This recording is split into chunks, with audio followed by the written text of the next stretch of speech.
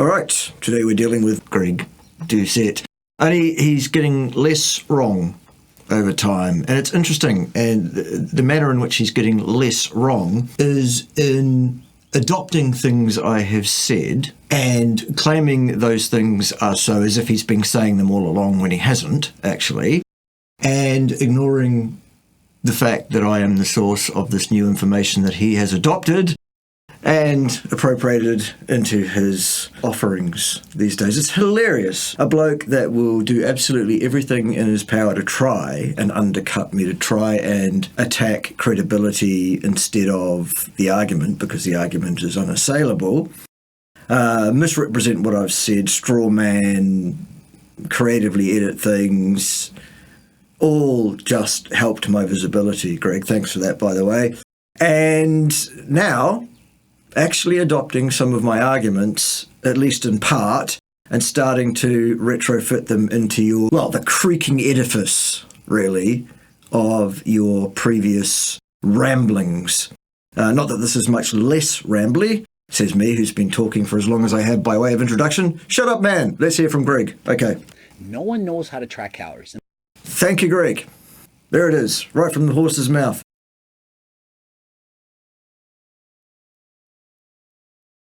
No one knows how to track calories. Thank you, Greg. That comes directly from my lexicon. It's one of the reasons why calories in, calories out is not a good, robust, sensible, or valid tool of utility for people trying to change their body composition. And by no one, I mean 95%. Oh, where did that number come from, Greg? 95%. It's 100%, Greg. That's what nobody means, and you were correct the first time. So now putting a number on it that you've pulled out of some orifice somewhere that you've made up, no. Let's stick with your first point. None. Okay. Including dietary coaches. Most of the coaches you're hiring, they don't have a clue how to track calories. None of them do, Greg. It's impossible. Without very, very expensive laboratories with really multi-million-dollar bits of kit and PhDs to run that kit for you. Not going to happen. So what chance do you have? None. That's the point. And you nearly got there. You nearly got there, and you've taken that from me. You've learned something from me, and you don't even have the good grace to say, thank you very much, Bart K, for teaching me that. I had that wrong. Pathetic, Greg. Really pathetic, I think. Anyway, carry on, son. And so what is my advice? Track your weight. Oh, dear. Oh, dear. Whoops. Greg, what is the single largest component of a person's weight? Water. It's one of the most rapidly changeable variables in the human body as well. You can change your weight a great deal by changing your water balance. Your weight on a scale is not a good gauge of anything.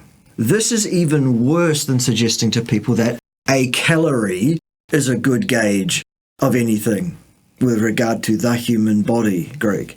So, small step forward, adopting something I've said without thanking me for it, getting it kind of right but not quite by softening it inappropriately, bam, change direction, and now yet another fallacy. You should track your weight. No, Greg, you should do no such thing.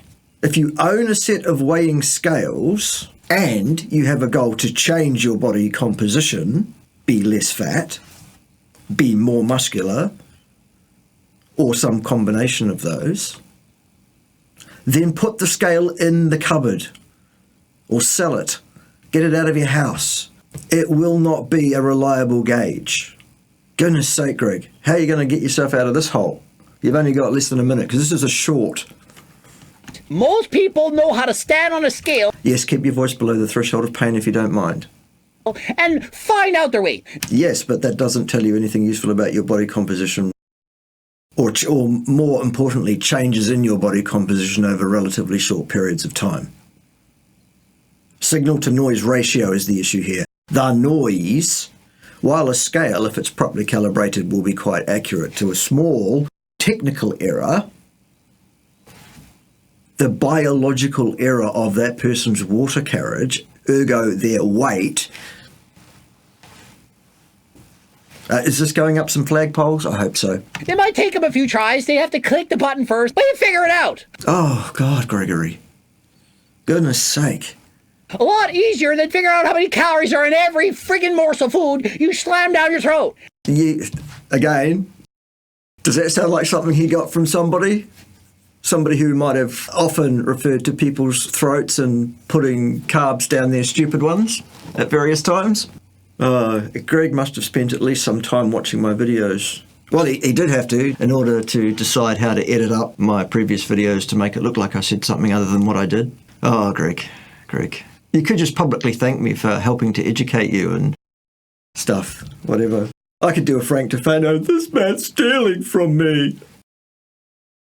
Oh, dear. And so guess what? You take your median weight for the week, weigh yourself perhaps 5 days in a week. You don't have to remember every day. You take the median weight. It's the middle number. You scratch out the highs and lows. You circle that number. Okay, that's a reasonably good way of attempting to attenuate the noise around a signal. But still, someone's body composition can change quite markedly without their weight on a scale changing at all.